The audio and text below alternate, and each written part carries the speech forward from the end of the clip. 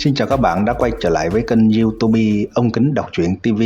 Sau đây tôi xin đọc tiếp truyện Kiếm Đạo Độc Tôn tập 25 với tựa đề Thực Chiến. Xin mời các bạn chú ý lắng nghe.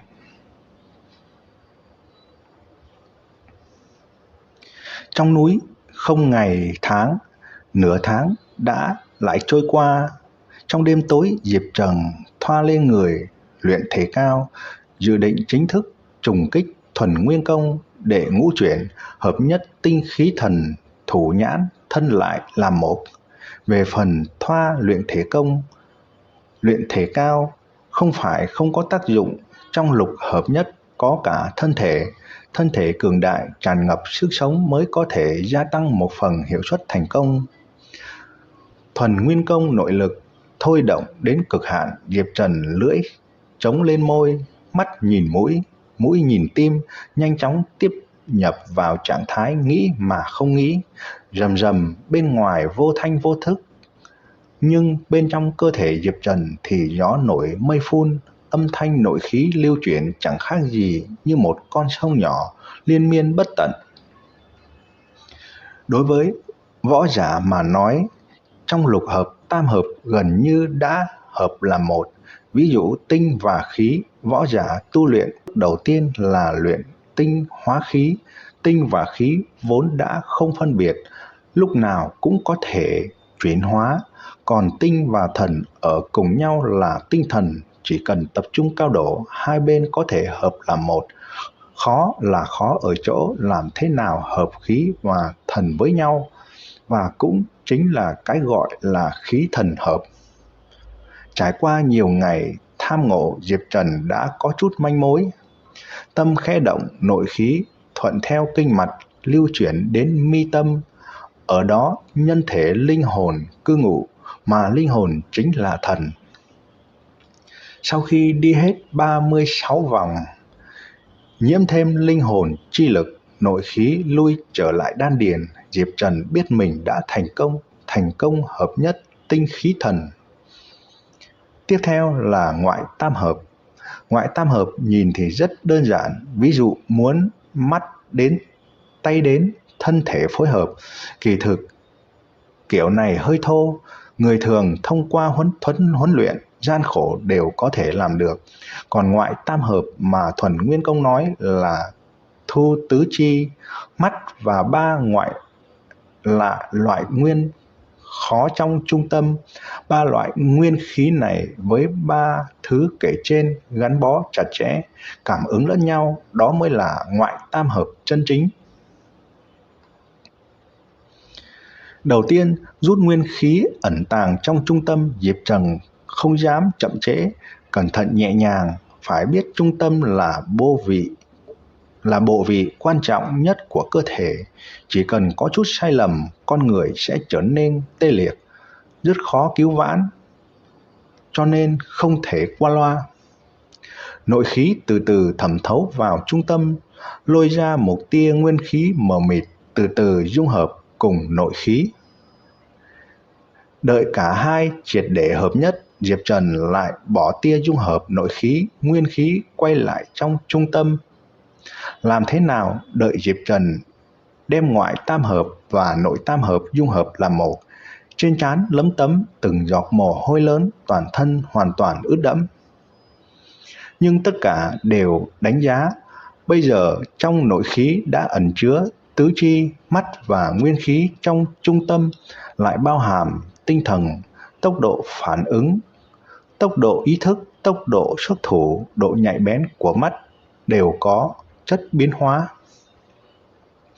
Ngoài ra, Thuần Nguyên Công sau khi tiếp nhập để ngũ chuyển, tốc độ phun nuốt nguyên khí luyện hóa đạt đến tình trạng phi thường. Một ngày khổ tu trên cơ bản bằng 3-4 ngày trước kia.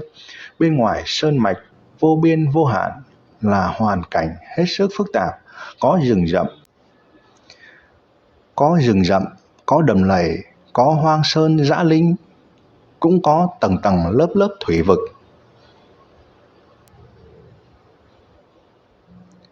Mấy hôm nay thường xuyên có thể nhìn thấy một thân ảnh đi qua đi lại, kích sát hết con yêu thú này đến con yêu thú khác, Vận khí thực sự không tốt. 13 con yêu thú cấp 2 mà chẳng có lấy một ngưng kết nổi đan, trong đó còn có một con yêu thú cấp 2 đỉnh phong.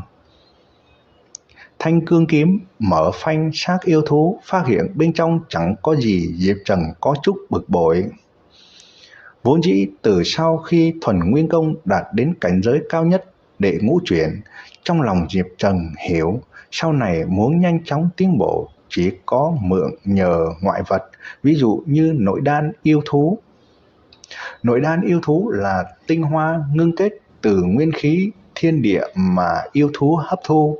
Trên lý thuyết, một miếng nội đan 1 năm tuổi có thể giảm 1 năm võ giả khổ công.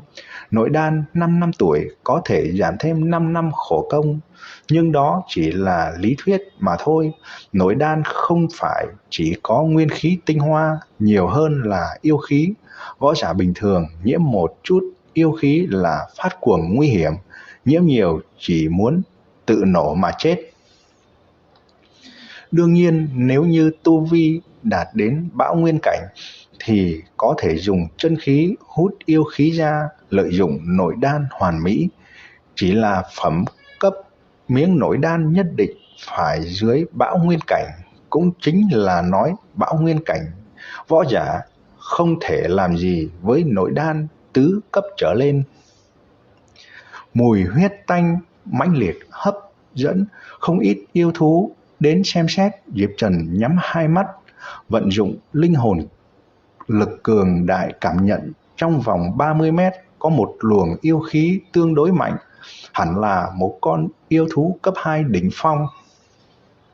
Vèo, thân thể nhẹ lướt, Diệp Trần bay lên cao như một con chim lớn, lướt đi hơn 20 mét, hung mãnh lao xuống phía sau một cây đại thụ. Phốc phốc, cây đại thụ bị chém hai đoạn, lộ ra một con yêu thú như lang như hổ.